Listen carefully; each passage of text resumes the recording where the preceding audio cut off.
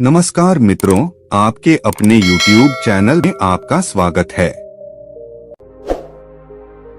दो अक्षरों का छोटा सा शब्द होता है मन, लेकिन इसकी ताकत, इसकी शक्ति कितनी विशाल है यह हम सोच भी नहीं सकते। क्योंकि जो हम सोचेंगे वो बुद्धि से सोचेंगे, दिमाग से सोचेंगे, और दिमाग एक दायरे में ही सोच सकता है, उस दायरे से बाहर नहीं सोच सकता। लेकिन जो मन होता है उसका कोई दायरा नहीं होता, उसकी कोई सीमा नहीं होती। मन एक पक्षी की भांति है जिसके लिए पूरा आसमान खुला हुआ है उड़ने के लिए। उसी तरह मन होता है, मन की सीमा अपार होती है, लेकिन जिस हथियार में जितनी ज्यादा शक्ति होती है उस हथियार को इस्तेमाल करना उतना ही ज्यादा कठिन होता है। यही बात मन पर भी लागू होती है। इसमें इतनी ताकत होने के कारण इसको इस्तेमाल करना भी उतना ही कठिन होता है, और अक्सर इंसान अपनी पूरी जिंदगी में अपने मन को इस्तेमाल करना सीख ही नहीं पाता, उसकी शक्तियों को पहचान ही नहीं पाता। अगर आप पूरे एकाग्र भाव से अपने मन में एक विचार और भाव पैदा करते हैं कि मुझे दुनिया के फला देश की फला लाइब्रेरी में रखी हुई फला किताब पढ़नी है, तो यह पूरा ब्रह्मांड उस किताब को हमारे लिए उपलब्ध कराने में लग जाएगा। जी हाँ, सुनने में यह बात असंभव लगती है, लेकिन अगर हम पूरे एकाग्र भाव से विचार करते हैं और पूरा सच्चा भाव करते हैं उस चीज को पाने का, उस वस्तु को पाने का, तो पूरा ब्रह्मांड उसे हमारे लिए उपलब्ध कराने में लग जाता है। आज की जो मैं कहानी आपको सुनाने वाला हूँ, उसके बाद आप अपनी मन की शक्तियों का इस्तेमाल करना सीख जाओगे। उसके बाद आप जो भी पाना चाहते हो, जो भी जीवन में करना चाहते हो, उसको अपने मन की शक्तियों से संभव कर पाओगे। तो इससे पहले कि आप इस कहानी में खो जाएं, आपके अपने चैनल धर्मार्थ ब्रांड को सब्सक्राइब जरूर कर लें। तो चलिए कहानी शुरू करते हैं। एक बार की बात है, एक गुरु एक आश्रम में अपने शिष्यों को ध्यान प्रक्रियाओं की शिक्षा देते थे।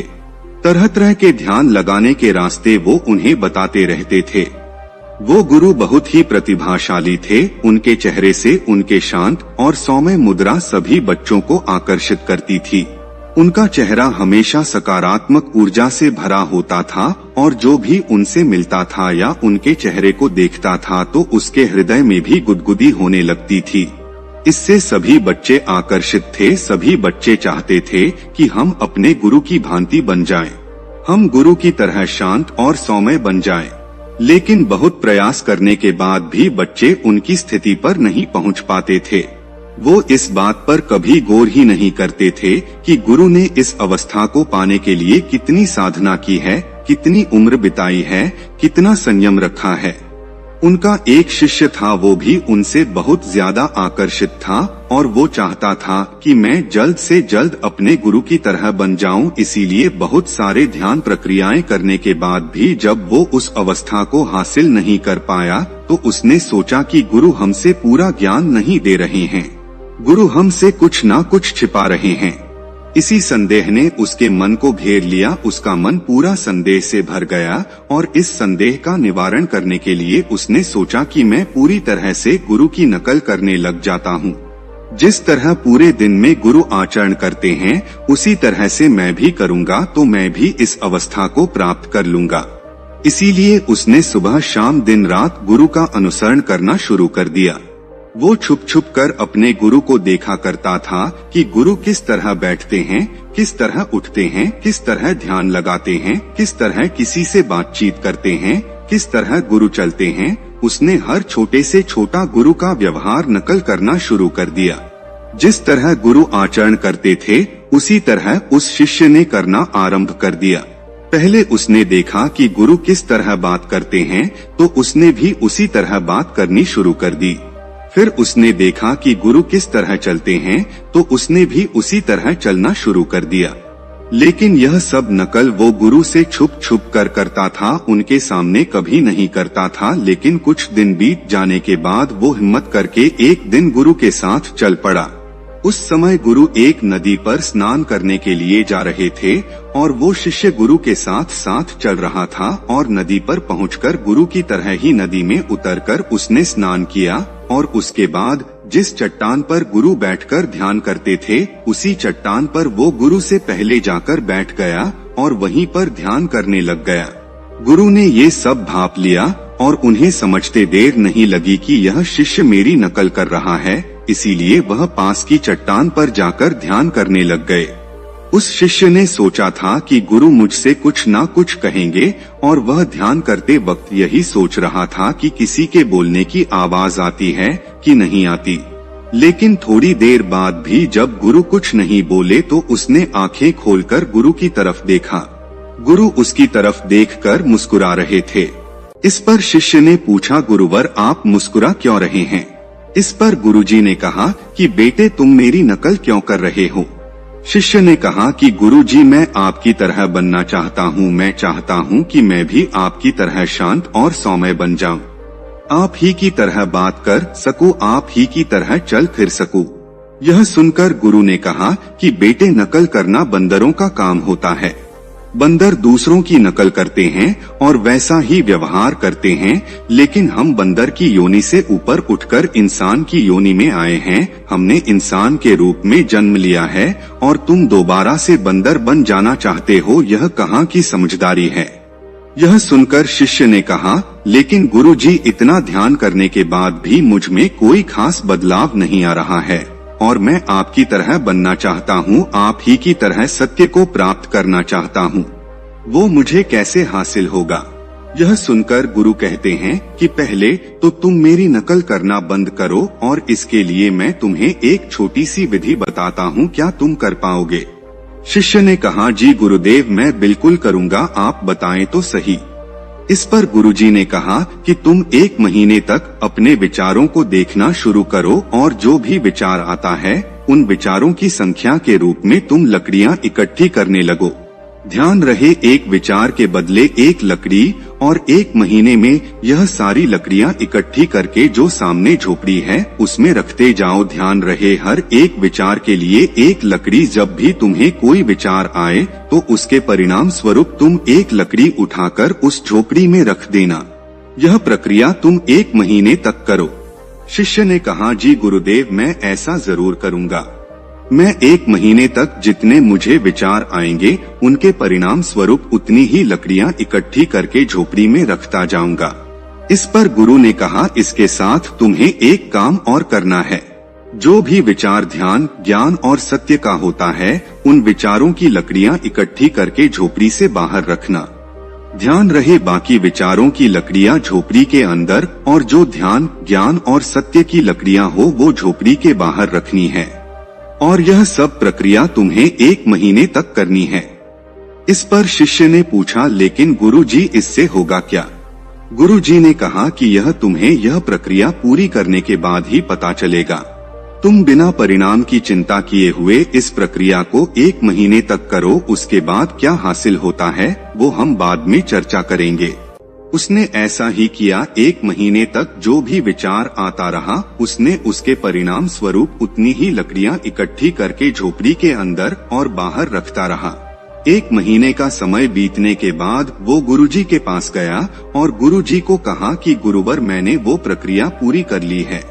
यह सुनकर गुरुजी उसके साथ आए और उस झोपड़ी के अंदर गए जहाँ पर उसने वह लकड़ियां इकट्ठी कर रखी थी। गुरुजी ने देखा कि वहाँ पर बहुत सारी लकड़ियां इकट्ठी हो रखी है। इसके बाद गुरुजी बाहर आए तो बाहर उन्होंने देखा कि बहुत थोड़ी सी लकड़ियां इकट्ठी हो रखी है। इसका मतलब यह था कि ध्यान, ज्ञान और सत्य के विचार कम थे और बाकी के दूसरे विचार उससे कई गुना ज्यादा थे। यह देखने के बाद गुरुजी ने शिष्य से कहा कि बेटे तुम अब एक काम करो, झोपड़ी के अंदर जितनी भी लकड़ियां हैं उन्हें उठाकर नदी में बहा दो। यह सुनकर शिष्य आश्चर्यचकित होकर बोला कि गुरुजी यह तो बहुत सारी लकड़ियां हैं, इतनी लकड़ियों का बोझ तो मैं उठा भी नहीं पाऊंगा। यह सुनकर गुरुजी मुस्कुराए और बोले कि जब तुम इतनी लकड़ियों का बोझ नहीं उठा सकते तो इतने विचारों का बोझ कैसे उठा लेते हो? शिष्य ने कहा कि गुरुजी विचारों में तो कोई वजन ही नहीं होता है।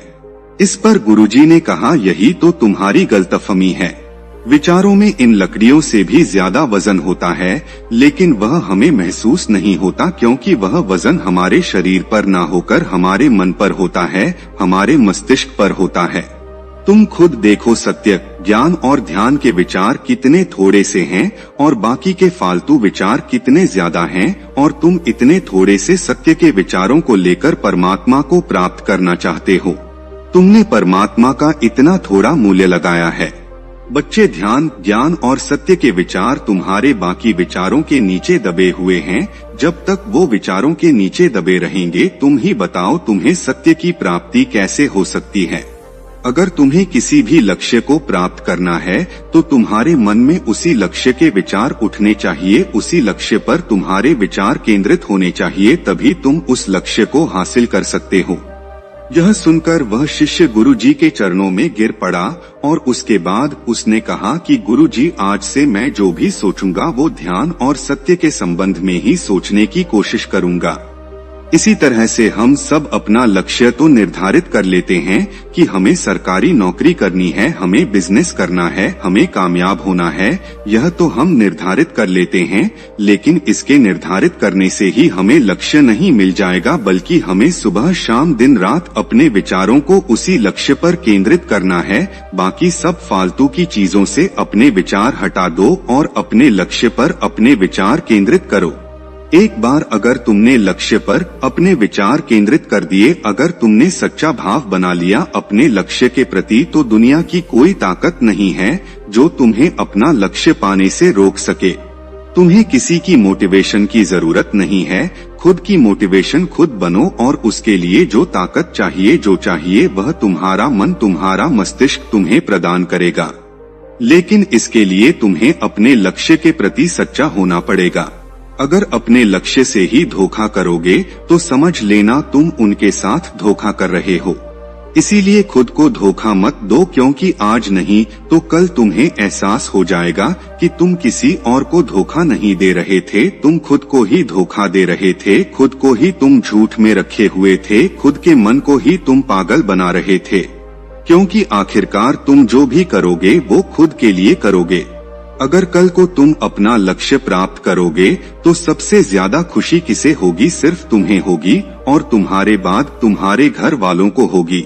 इसीलिए अपनी खुशी के लिए, अपने घर वालों की खुशी के लिए अपने लक्ष्य के प्रति सच्चे रहो, ईमानदार रहो और अपने विचारों को, अपने मन को अपने लक्ष्य की तरफ केंद्रित कर दो और पूरी ताकत झोंक दो। फिर देखना कि जिस लक्ष्य में तुम 5 साल में पहुंचने वाले थे, वह लक्ष्य तुम 1 साल में हासिल कर लोगे। तो दोस्तों, यह कहानी आपको कैसी लगी हमें कमेंट सेक्शन में जरूर बताना, और अच्छी लगी हो तो इस चैनल को सब्सक्राइब जरूर कर लेना।